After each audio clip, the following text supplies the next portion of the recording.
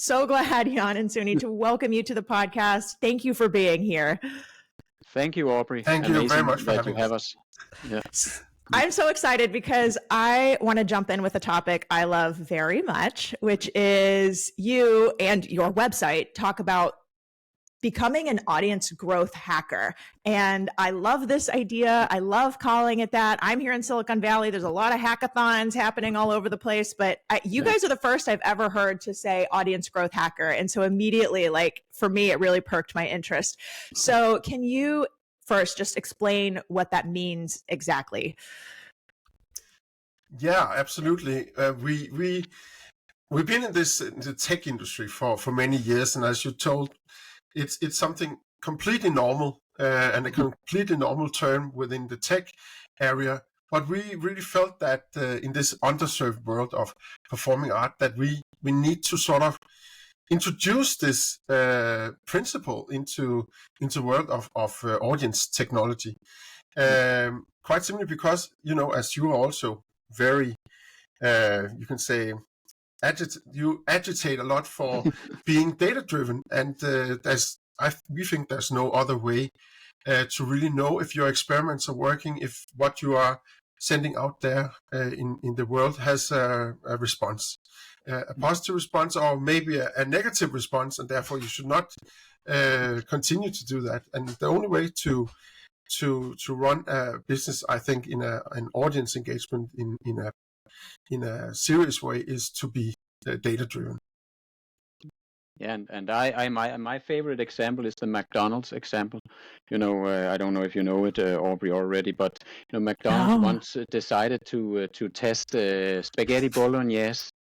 No, keep going. I did not know this. No, but they normally, when they introduced a new dish, it would cost something like $20-30 million of recipe development, marketing development, blah blah blah. And take a year or 2 years even, because first it would be and actually in McDonald's even the CEO would approve new dishes, as you may have heard. So they decided, let's do it this way instead. I don't actually know why they decided that. They put up at 10 McDonald's restaurants, they put up a sign: would you like to try spaghetti bolognese at the counter? When people asked, they said, sorry, we ran out today. Would you like a burger? So they got confirmation if this was worth doing or not in sort of a $100 investment, and in 10 days instead of a $20 million investment. So that's growth hacking one-on-one, or in a boiled down to a little dice. And that's what we want to do for the performing arts. They should be able to do that McDonald's sign. Yeah. Without going crazy in IT projects. Yeah, I really love this because so often in our industry, I'm painting with a very broad brush, but so often, you can tell me if you've seen this, so many organizations want to go out with a big idea, or we want to roll out this new opera production, new concert series, new whatever, or new initiative, new festival. And it's like, these are very expensive, quote unquote, experiments to try. And instead, I'm way more a proponent of no, what's the way you can pilot test this? How do you serve bolognese at the counter, to follow this analogy? And so I really love this idea of just, small experiments, big time. So that's what you all help facilitate, really, through one of your, I guess, first products. Is that accurate to say, these little experiments? Is that true? One of your first products? Well, I would say it's one of our now many products. The Artelize platform in itself is driving an audience towards all the arts organizations, because we are aggregating data, as you know, using AI technology to simply create a platform where you can find everything about performing arts in one location. And that product, of course, needs to be supported by a retention mechanism. It's not enough just to get them there the first time. You need to be able to communicate with them and make them come back. And to make them come back, you actually got to know what they're doing. And therefore, you can say segment. So in our audience engagement sort of portfolio, one of the most important things, and therefore you can call it our first product in a way, that is to make sure you can monitor your audience movements. the analytics tools that we bring is actually an audience analytics tool.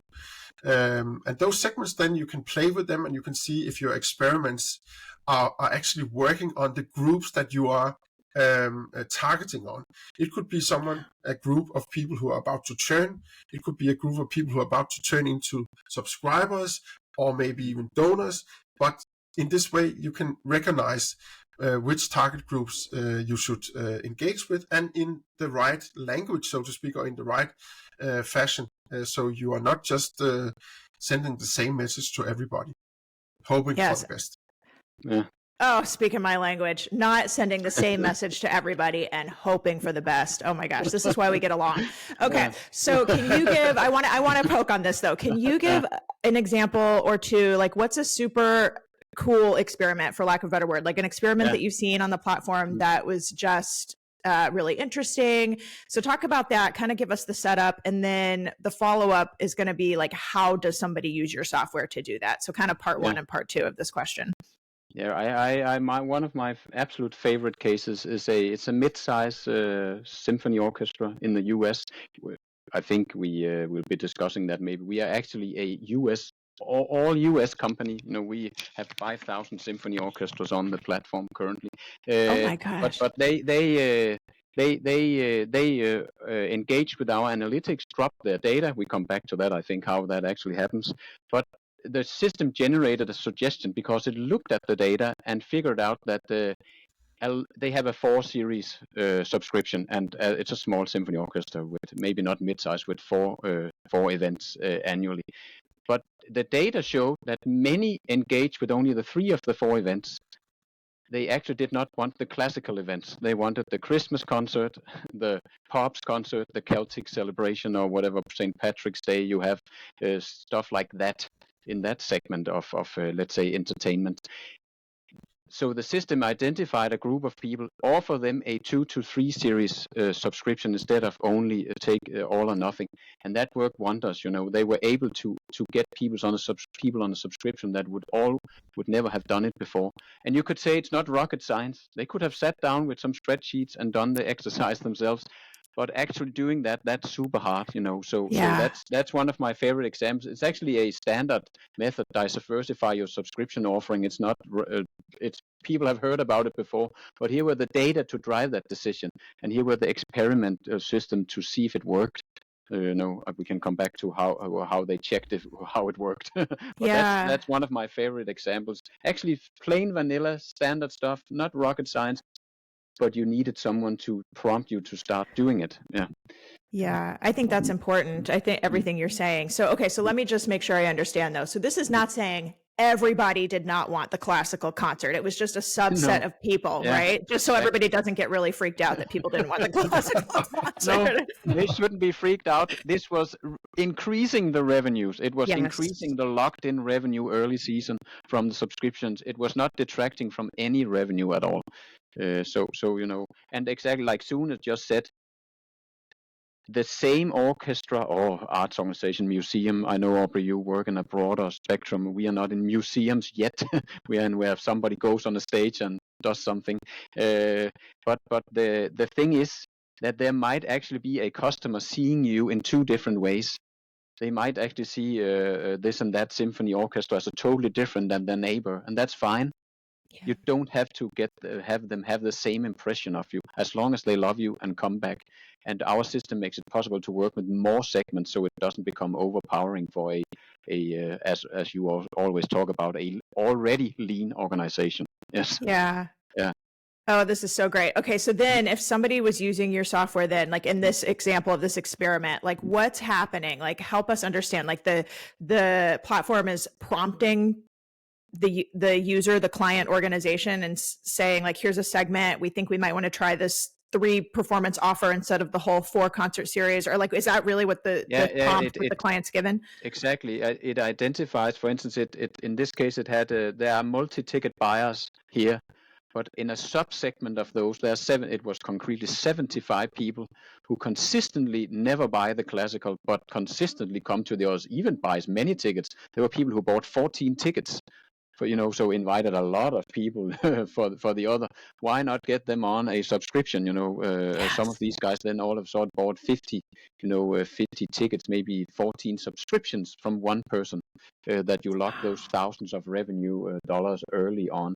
So the system said there are these people. Then the orchestra started the experiment, and then they uploaded new data to the system, and then it said 19% converted. So Wow. that's then they got very factual data on how this worked, and then they can try again next year, and see, can we get that to 60% instead of 19? Now we already know a lot about it. So and our system, that's the next step of our development. When it sees successful experiments, it will suggest how you can evolve and do even smarter things. And you can also do your own experiments. We're not locking it down, but we have suggestions generated by AI already coming up. Yes. Wow. Oh my gosh. I wish, okay, people can't see me right now, but I feel like I'm that star-eyed emoji. Like I'm like, oh my gosh, this is so good. So, okay. And I'm just like, now my gears are really spinning because I like this idea of multi-buyers. I think we're going to talk about them more in a bit as well, but multi-buyers I think are sometimes an enigma. And like this kind of experiment is so helpful to illuminate like, oh, these, as you just said, this segment, they've been buying multiple single tickets, and yet the organization had not been able to convert them to a subscription for whatever reason. And now the software is saying, try this instead. And then lo and behold, there was a 19% take rate on that. So that's really incredible.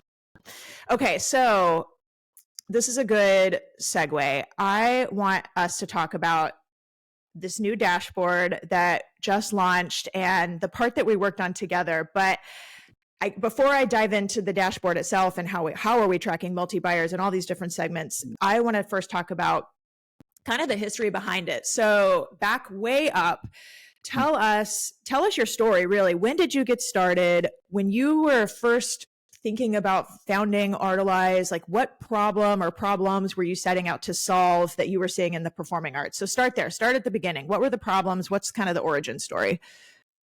Yeah, so we both come from a background of a previous startup. We started back in 2011, Jan and I, with something called TrueLink. That was the company that acquired Opera-based, that is perhaps more well known. But that taught us the power or the power of having data and having a lot of data in one segment or in one sector. Sorry, and the thing when you have a lot of information in one place is that you get a lot of attention, both from the audience but also from the professionals.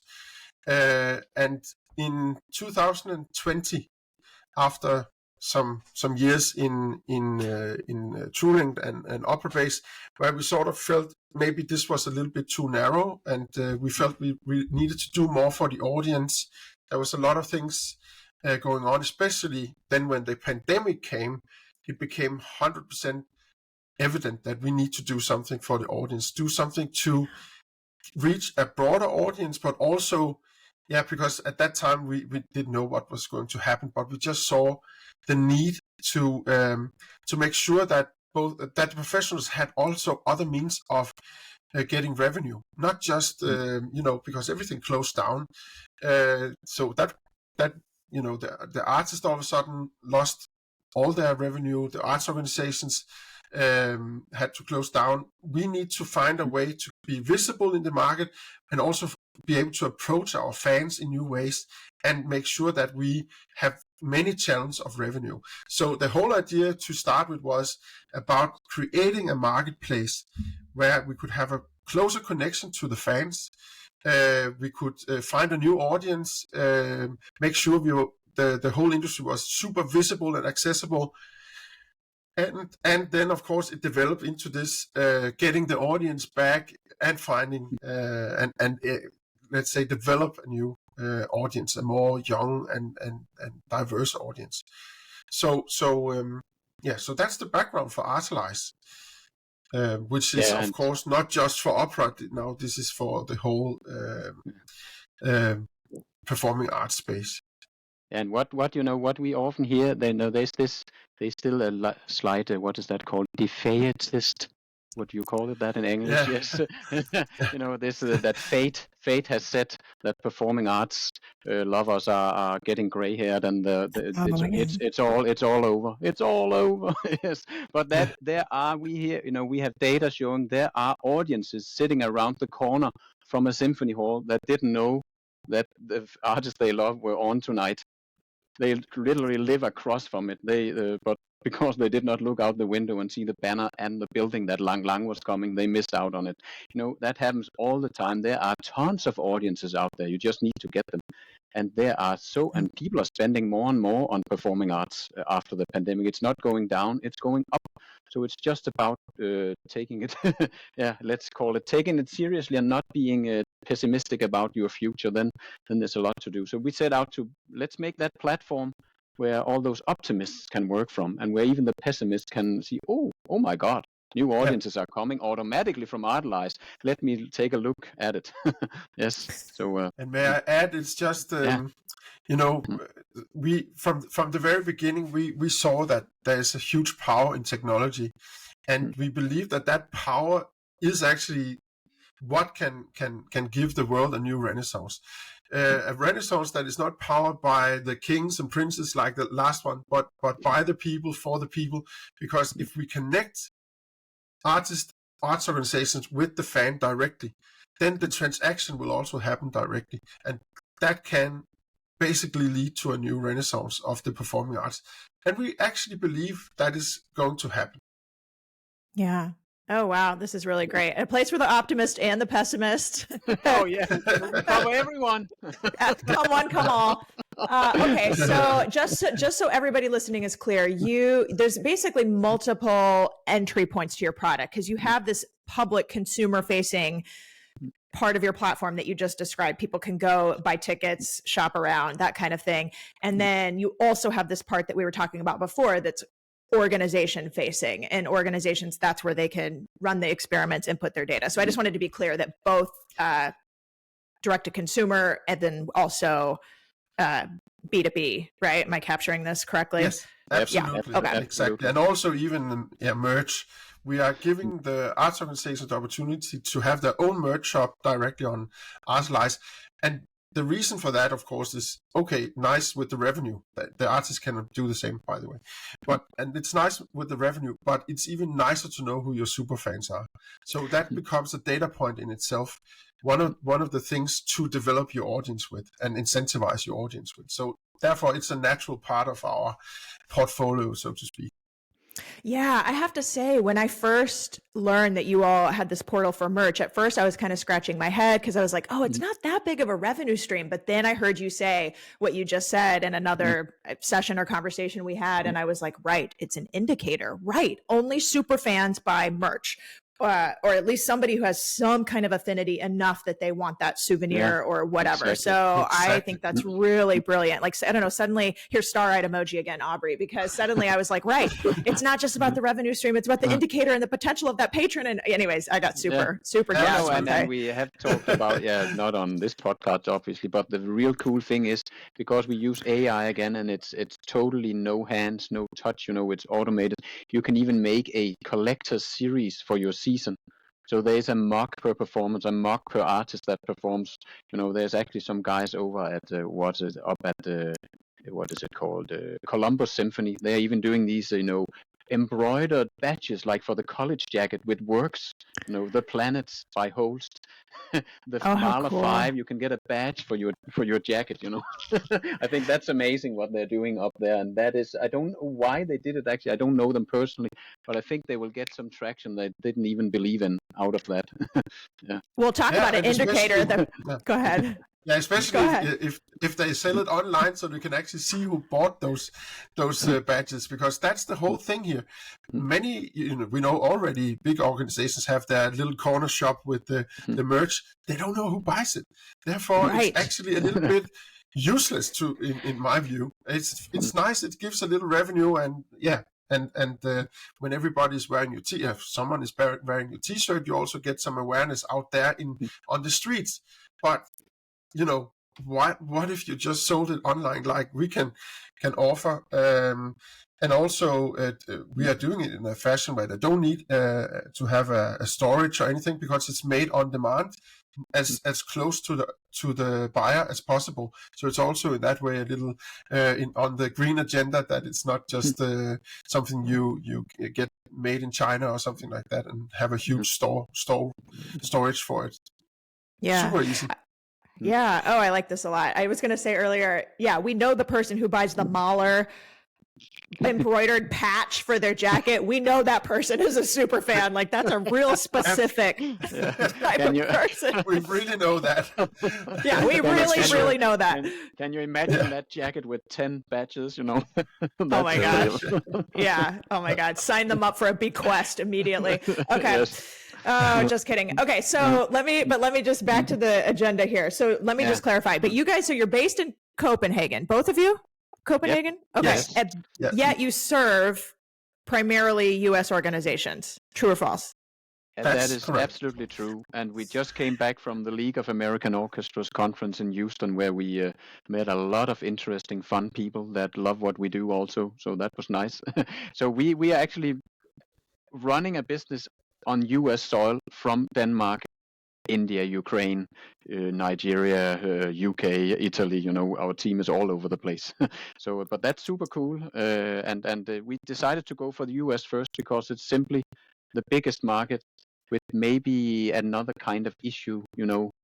Say more. Yeah, yes, and there's maybe I don't want to say complacency in Europe, but the funding situation is just different, as you know. The pandemic was not a real problem for many European arts organizations. The funding kept coming. They couldn't produce anything, but the funding kept coming. That was not like that in the US. So we wanted to go where we could really make a huge difference. Then we'll go back to Europe. We'll shortly be doing that. We have started with the UK now, and we will come to Europe. But we wanted to start where, you should, if you want a success with a tech product, you should start where it's hardest. Actually, because then it's the old Navy SEALs saying, take a real hard problem and go hard at it, then you'll get a big success. So that's also why we did it. Yeah. So I think that's a Silicon Valley kind of motto, but it works. Yeah. Okay. Oh, I like it. That's awesome. Yeah. So then your background, we kind of talked about this briefly, but you're both, tell me true or false, kind of give me your story. You both have an arts background, data background, tech background, or is it different for each of you? Kind of talk about that for both of you.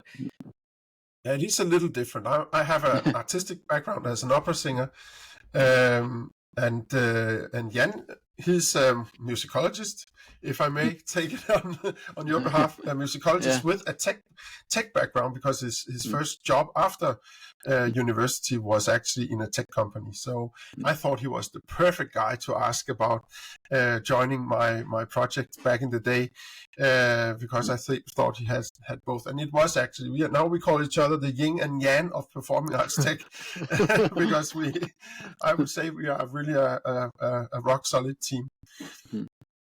Amazing. Sune, I knew you had a background as a singer. Jan, I did not know you were a musicologist. This is no. I always, I do practice to say that Sune created beautiful music. I took it apart.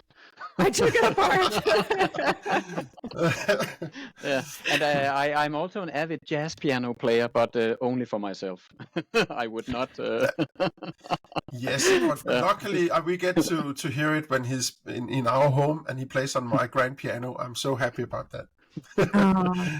All right, I'm totally saying the tech, the data, and the artistic piece come together. But then where along the way did experimentation come into the fold? Like, when did you become obsessed with data and experimentation? When did that happen for you? Like, these are things I talk about all the time, and I think they're words more and more people at orchestras, opera companies, theaters, even museums are using and saying, but it wasn't until I was getting to know you all last year when we first met that I realized, like, you really actually walk that talk. You're not just saying these things, and you are really trying to help arts organizations be able to be data obsessed, iteration obsessed, and experimentation obsessed. So when did that happen? How did you become this way? So I know my answer to this, but I want to hear your answer. Do you want to start? No, I can give it a go. Okay. Yeah. But the funny thing is, it actually mimics our own journey. Sune and I, when we started our first startup, we didn't even know the term startup. That's true. We just started a company because we wanted to help some people solve a problem. and we didn't know about experimentation back then. So our development cycle was actually also slow back in the day. Then it got faster and faster. Then you get to know what you're actually doing. And then when we started Artelize here, we knew that this is going to be a crazy fast cycle of, fail fast, as they call it in Silicon Valley. Do experiments, figure out what works, and make sure to measure it. Because that's also, there is a good deal, even in startups, because it's hard to get right, this data-driven experimentation. There's a good deal of guesswork going on, and it's super dangerous because we had on our panel in January, Bart van der Roost. I love his story, that's from the orchestra world, but that they wanted to change the programming of one of the events, but they figured out it was the timing that was wrong because families couldn't attend the family event at Friday afternoon when they were attending badminton and scout and whatever, So again, you can make so many big errors. Now I'm talking about why you should be. Yeah, it's become so ingrained. We actually hardly remember how we got there. But that's how you should. You wouldn't believe the amount of data-driven tools we have running in our own company. It's amazing. As a startup, there's so much tooling you can get off the shelf. It still needs a little bit of work, but for performing arts, there's nothing. You can't become data-driven. Before we were there, I actually would be so cocky to say we're the only ones who have this, because we found out that really works. Yeah, so it really works. Yeah. Yeah, and I would say for me as an artist, that there are so many tenor jokes out there, but one of the jokes that I usually, and this one is on me, I wanted to create a system that is data driven, that even a tenor can operate. It has to be so easy, and so easy that a tenor can become a data genius. And I truly believe we have reached that point. That is not part of my education. I'm not some data nerd or something like that, but I do know how important it is to get that, and that's after now 11 years or more than 11 years as a tech guy, as well as an artist, how important it is to get verification about everything you do. And if you don't get that, you work in the blind. And I know if this applies to building a company, it also applies to a career, and it certainly also applies to a nonprofit trying to grow an audience and all the experimentation that follows in that process. Yeah, I love that. Yeah, I think when I think about being data obsessed, I agree with everything you're saying, and it's necessary not just to make good business decisions, but I just want to mention the element of getting buy-in from others. I feel like this has been so true for my own career, and then now so many people I talk to and who reach out to me, they'll come to me saying, okay, Aubrey, I totally understand what you're saying. I'm like bought in. Probably a lot of people listening feel this way. And they're like, but I've got to get my fill in the blank board, artistic director, manager, whoever, to buy into this and these ideas. And so for me, that's where data became so helpful. It was not just Aubrey earlier in my career, the kid in the office promoting a certain strategy or idea, but no, here's what the data says, here's what the research says, here's how we can test it, going back to that, test it, measure it, and actually know with certainty if this performed well for us or not, whatever this is, the digital ad, the other online experiment of some sort. So that just became, I don't know, just so and Aubrey, if you expected friction on this podcast, we are unfortunately not going to give it to you. I know we are pretty aligned on everything. Well, we're pretty. Yeah, this is why we get along. But so then, this is kind of a good segue, because so then when I think about boards, then the more I have brought data to boards in particular, every board I've worked with, I think probably ever, whether I was earlier in my career, Seattle Symphony, Seattle Opera, so these bigger organizations at the Bumbershoot Music and Arts Festival, and then later my own board at California Symphony, and then clients now. So I'm just like naming all these different types of organizations, basically. Every single board almost ever has asked about, once we do kind of get them on the data track and using that to buy in, then it's, what are the KPIs? Like the data, brings out a thirst for more data, I've discovered, especially in boards, I think, but maybe true for all of us.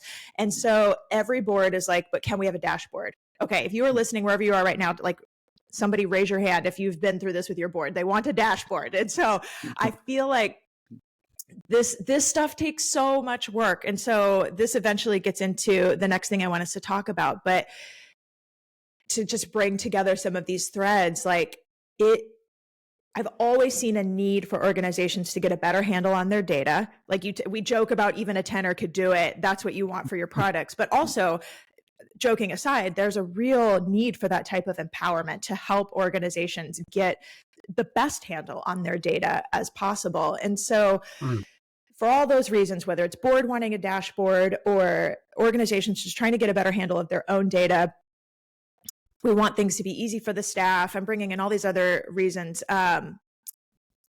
Like the dashboard becomes so necessary and bringing it all together. And I'm now thinking back, like I hate it when I have had to ask from my team over the years, we need this, and this for the board meeting next week. And it's so much work. And I know the data's there, but it's so time consuming to extract it back out of the CRM. And so where I'm going with all of this is, speaking of all these challenges and speaking of all this data, I'm dying for us to talk about this new audience engagement dashboard, because I think it just really brings together so many of these things we're talking about. So, okay. So I just want to rip off the Band-Aid. I mentioned like all these different challenges, and I guess my first question in all of this, like, we want to quickly and effectively track all these things. We want key patron retention metrics, but when did you first have the idea to create this dashboard? Let me start there. I have a bunch of questions, but when did this first occur to you? Because this was way before we ever met. So when was that? It's not ages ago. It is a year ago or something, because we also know from our own experience this requirement. And when there's one thing that's dangerous for board work, it is that you create data for the board, because then what happens is that board tells you, what was the development since last? Now want to work on you. Yeah, but the data did actually not come from our systems. It's something we had to sit and collate for this meeting. So we also knew that from our own experience, and from also from ArtSource we have talked to. It has to be automated, or else it becomes actually a big risk and liability, even for the work with your board, where you can actually ruin trust, and it can be dangerous if you can't manage it super straightforward. So it's around a year ago that we started working on this, because we have so much data. We knew analytics a bit, we talked about our background. We knew having a lot of data, there's insights to be had. And one thing is that we also are planning a casting solution for opera companies and stuff, because we have data on thousands and thousands of artists and for symphony orchestras. But what about this whole audience idea? And then we sat down and thought, but we don't have audience data. We don't have ticketing data in our system. Can't we somehow make it easy for orgs to still get this insight that we can deliver? And maybe I'm jumping to conclusions, but what we decided, let's just make sure that as our marketing tool, we just click a button and get a suggestion for a SoMe post in 30 seconds based on performing arts data. What about being able to get a dashboard in 30 seconds? That was the goal we set and put down for ourselves. We are now at, I think, 45 seconds. So unfortunately, people have to wait 15 seconds extra for the dashboard. We hope that's okay. I cannot, I just have to interject. I cannot eat, like, for me, it's like almost unfathomable that I could take, like, I've never spent 45 seconds preparing, a board dashboard. Right, exactly. Nobody has. Like, it almost sounds too good to be true. So I'm sorry to interrupt. I just had to interject and be like, this is like amazing. But that is and it's, we don't want to, we want to present simple, understandable things. It's not with 82% what is it called, significance. This is probably going to happen. No, it says how many first-time buyers you have, etc., etc., how many donors, how many major donors you have, what's the risk of losing big donors, and all that classic stuff. And it's based on your own data that you just drop in the system, so you can get them out, you can get them in, and you are good to go. And we use AI for this. That's why we can read any data source. I want to say you can even drop a PDF, but I have never heard about anyone who wanted to drop a PDF. Oh yeah. we still do get CSVs and Excel spreadsheets from our customers, but I think they could drop a PDF; it would still work. Wow. Should Okay. they I'm have going to come one. back to that because I want to come back to the mechanics. But first, okay, for everyone listening though, I just want to say, can we just list out the patron segments we're tracking with this dashboard? So maybe like describe kind of the overview of, we've talked about the why and the challenges and what we're trying to solve. So now talk about the solution. So we've created this dashboard. You brought me in along the way to come be a part of this with you all, and list out, if you would, give that overview and then list out like what are the segments this dashboard is helping folks track.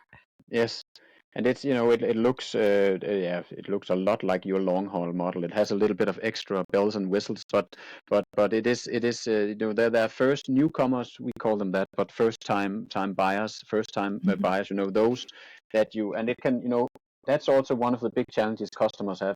Then you get into a definition project. What is first time? Is it okay if they came 7 years ago and now again, are they then a first time? Yes, they are first time, because you can't use that for anything. It's a totally different organization. Maybe they went and visited. So there are the first time buyers, there are the multi buyers, which is actually also a little hard to define, but those are the ones who then came the first time and came back within a given time period. There are the subscribers, and there are the repeat subscribers, those who renewed the subscription.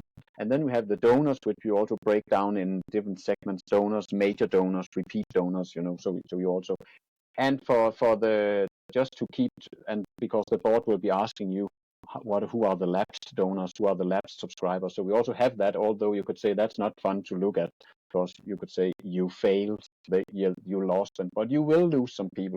Maybe you can have some churn programs like the telecom companies have to try and get them back.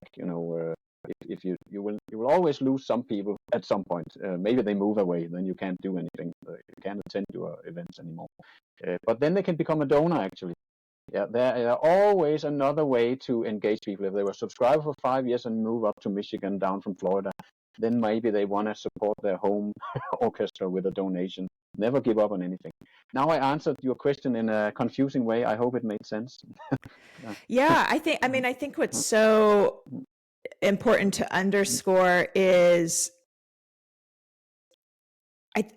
one of the things I see a lot, I'll put it this way, is the challenges with segmenting our data. So a lot of these metrics you just named, yes, this is definitely the exact segments I talk about in my long haul model. These are KPIs that I recommend for any board, going back to dashboard metrics. Aubrey, what are the key metrics we should be tracking? For me, for anybody who works with me, this is what it is. It's what's our first time buyer retention rate?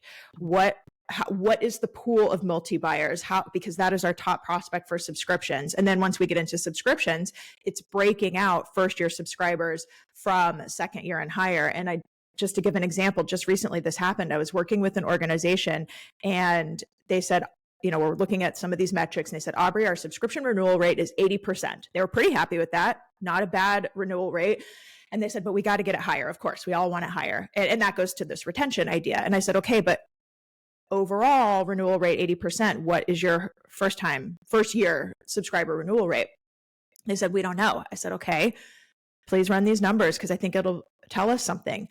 They came back, they said, Aubrey, our first year subscriber renewal rate is 20%.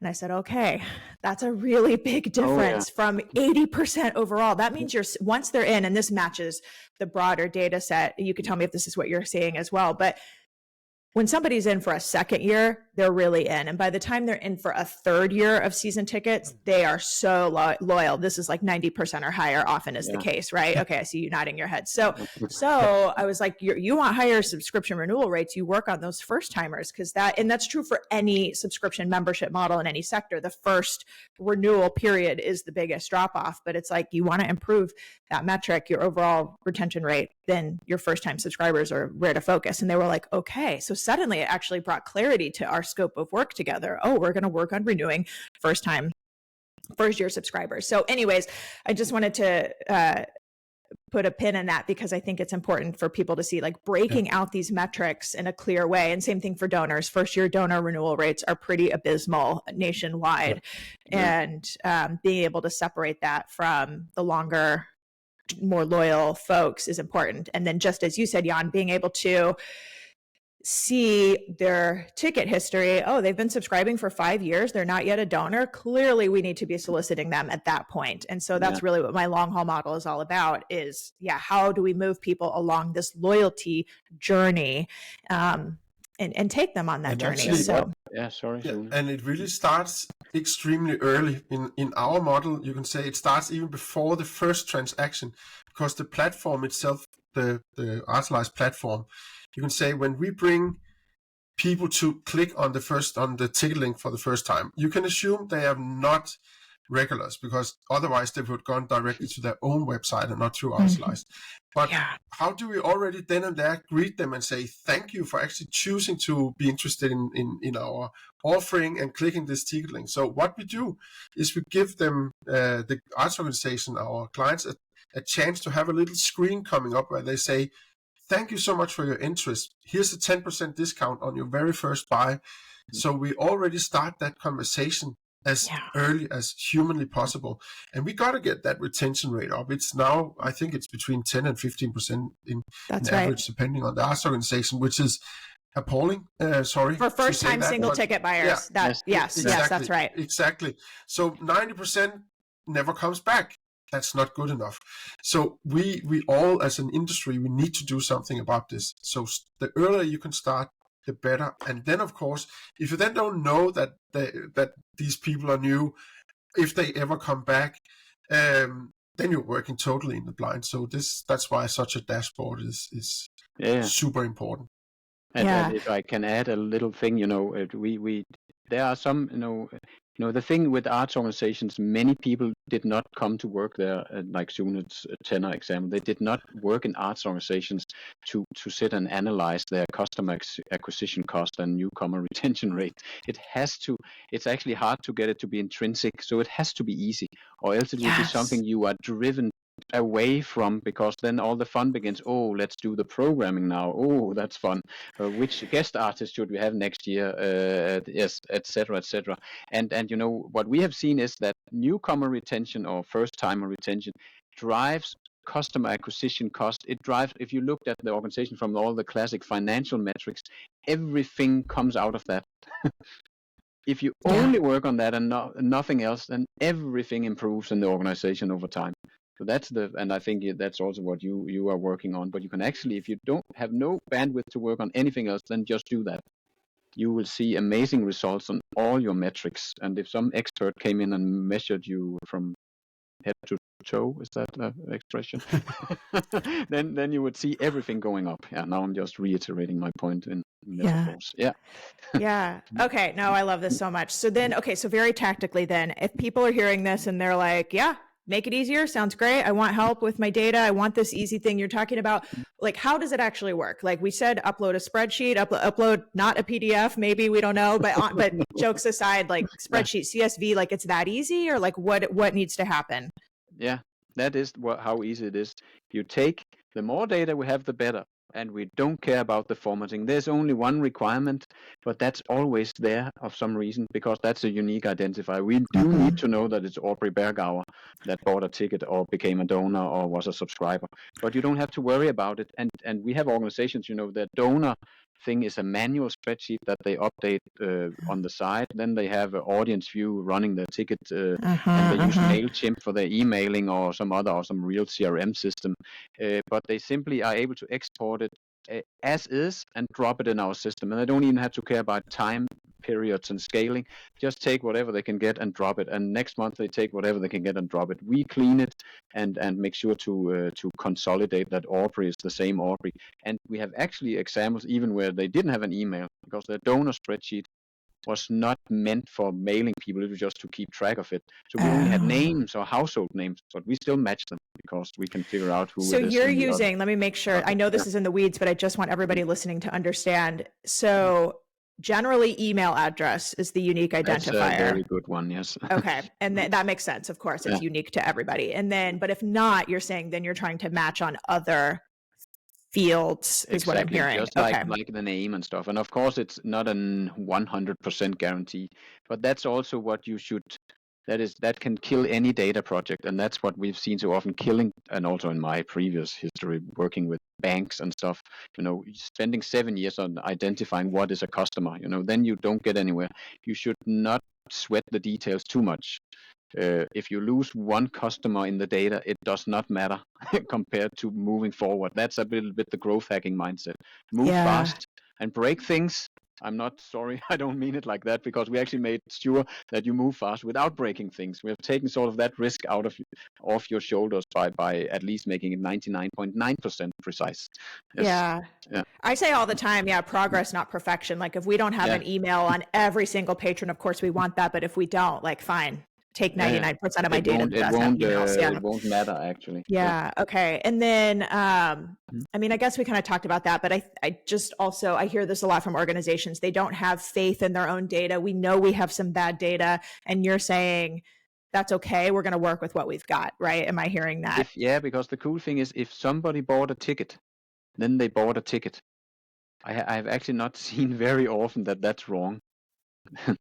That is very rare that they bought a ticket and then they didn't actually buy a ticket. Then it's a very exotic ticketing solution you have. We have not seen that happening a lot. that is of course. And since if you buy a ticket, let's say audience view, if you buy a ticket and later get a refund, that it's also present in the data. So we get two transactions, so we can null it away and say, but it's still an interesting data point. They bought a ticket and canceled, so they're not totally uninterested. That's not a disaster. Why? Maybe they got sick or they needed to fly to Birmingham that day. So something happened. So then that could be used. Like data point then could be used in a future experiment recommendation from the platform of like there are people who have. I don't know. I'm kind of making this up. You can tell me if I'm right or wrong. But there's a group of people who maybe they're first time buyers, or maybe they were no shows, or maybe or something like that, and send them an offer, send them a really steep offer or something, right? Okay. So I would say that you shouldn't be so worried about bad data. We haven't yet seen that we can get results out of any of our customers' data, and it's a very different system. And most use these big, standard tessitura, audience view, you name it, and they have data in nice order, because it's about tickets and revenue, and it normally works really well. So you can trust that. I would not be worried if I was an outsourcer that those data are not clean. Yeah, this is great. And just that you map the fields, like people don't have to do their own data mapping on the other fields. Yeah, that's, I think, a really big one. Because I feel the field Uncle Joe and Uncle Sam, and we will still figure out what it is.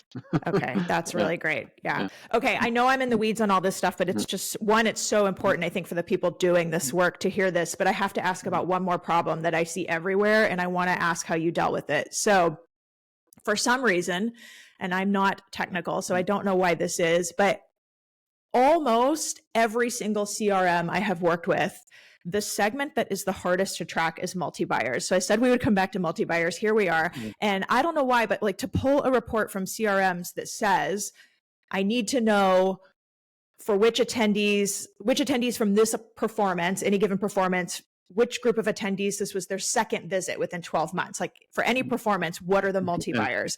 And I guess in other words, like so we know these are the first timers who came back. Like that for some reason is such a challenging report to pull. I think Tessitura is the best at this, but none of these databases are perfect in my opinion. All of them struggle. And I feel like this segment in particular of multi-buyers for like almost every client I've worked with has been the most challenging. So can you tell me like, why is this so challenging?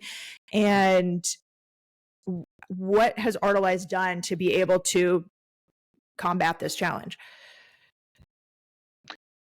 Okay. When we're in the weeds, it's me. So thank you. Sune stays in the high grass. I go into the weeds. No, but we actually have data engine. That in software there's something called a data engineer. Those are experts in using machine learning and AI models. We have those guys solving that issue because it is not easy. It's actually super hard, and it's especially hard to do when we get arbitrary data in all kinds of formats. The reason why it's hard to do is that you it's not like a filter in your data. Show me the ones who bought more than 2 tickets. Show me the ones that bought 5 tickets in this time period. That all CRMs can normally do very well. But when we start adding those sets, and this, but not, then it gets super complex. And the reason why most CRMs don't have it is because it's a very, very bespoke requirement that's super hard to develop. It will actually return wrong results in many cases because it gets very technical. It's about joining sets, and behind the scenes run something called SQL normally, and set joining in SQL is just super hard to get right. Yes, that's the technical reason for this. So we have data engineers working on it. That's it's not something. Although it's easy to use what we built, it's not something we built overnight. Obviously, yeah, yes. Okay. Thank you for that, because this helps illuminate. I don't know how exciting that was. Now I just talked about that your listeners are maybe not too excited about joining sets, but that's the reason they can now live without joining sets. I think at least we can say that we have solved this problem, and I would also say that that's again where the new technology comes in, that we are getting enormous help by AI that is extremely good at overviewing huge data sets and getting the thin red line or the red thread that goes through that whole data set. So it's a mixture of that you actually need to program it. You cannot just ask ChatGPT to do this, but no. and then having really strong artificial intelligence working with the data. Yeah. Well, thank you for going there, because I made you talk about data sets and overlapping and sets and all these things. So I appreciate it, because it's a problem that I see, and you all have really been working hard under the surface to address it. Easy for the user, difficult for you guys. Great. Love it. We are doing the heavy lifting. That's for sure. Yeah. And then we talked about this integrates with any CRM, just upload your spreadsheets. But then how often? That's my next question. How often should people be adding new data? Like after every performance? Or what's a best practice that you would recommend? Well, we recommend at least once a month, and that's fine. Then you can see the development going through your audience movement. But I would say, in principle, you could do it after each show, after each event that you have, and get an extra bonus, you can say, from seeing the development from week to week. And I would say that's really up to you. The system will chew it and give you the results. If you're not exactly, and I guess many will become data nerds, because even I can become a data nerd with this system. But if you're not, I would say once a month, then you will get really fine tune your organization already with that. Yeah, great. And by the way, just to say, we are planning to build integrations with different systems. So I know many of the listeners here are using just in their private life all kinds of apps. Connect with Google, connect with this, connect with that. So we are planning to do, connect with MailChimp, and then you don't have to think about that. Connect with Tessitura, then you don't have to think about it anymore. Then it just runs automatically. That's the next natural step. But we wanted to build this easy drop shipping. Drop your data step. So there's also there's nothing stopping you here in the beginning. Oh, I love that this is on the roadmap. Okay, so easy and getting easier is where this is going. Exactly. Then. Oh, that's great that they'll automatically be connected in that way. Even better. Okay, I know I've taken up so much of your time, so I want to wrap this up. I want everybody to know Artelize has been so generous to offer listeners of the Offstage Mic a very nice discount for the product. I feel so honored I was able to be a very small part of intersecting this project. And they said, we really want to extend this to your listeners. So everybody listening, you get 20% off if you are interested in checking out not just the dashboard, but we talked about, let me re-say that. Not just the audience engagement dashboard. That's only one of their product lines. So Artelize, as we talked about at the top, also offers the growth hacker, the experiments. You get that ticket sales support, and just everything we talked about. All of that is included when somebody joins as a user. So They've been so generous. Go to my website if you want to learn more. It's aubreybergauer.com/dashboard, 20% off for listeners. And if you're in my Run It Like a Business Academy, at least through the end of this year, you get 50% off. So again, aubreybergauer.com/dashboard. I'm just really blown away, I have to say, at how you all are rolling this out in a way to invite organizations in, make it as easy as possible, and meet just such a big need. So, you guys, thank you for doing that. I'm really grateful on behalf of everybody. Thank you, and thank you for inviting us to share all the weeds. All the weeds. And I'll just mention, I'll just mention, if anybody wants a free resource, we did, the three of us plus some other experts that Jan and Sune brought in, we did a webinar back in January, and that's all up on your website. Is that right? The Rethinking Audience Engagement? Absolutely. It can be found in the footer. Yes. Amazing. Okay, if you send me the link, I'll put it in the show notes for everybody. Yes. And yeah, one more time, Sune, John, thank you so much for being here. It has just been a real pleasure and honor working with you. Like I said, having our worlds intersect just briefly for this project, and a real joy having you here on the podcast to get nerdy a little bit and talk about it. So thank you guys. Yeah, thank you. All our pleasure. Thank you so much.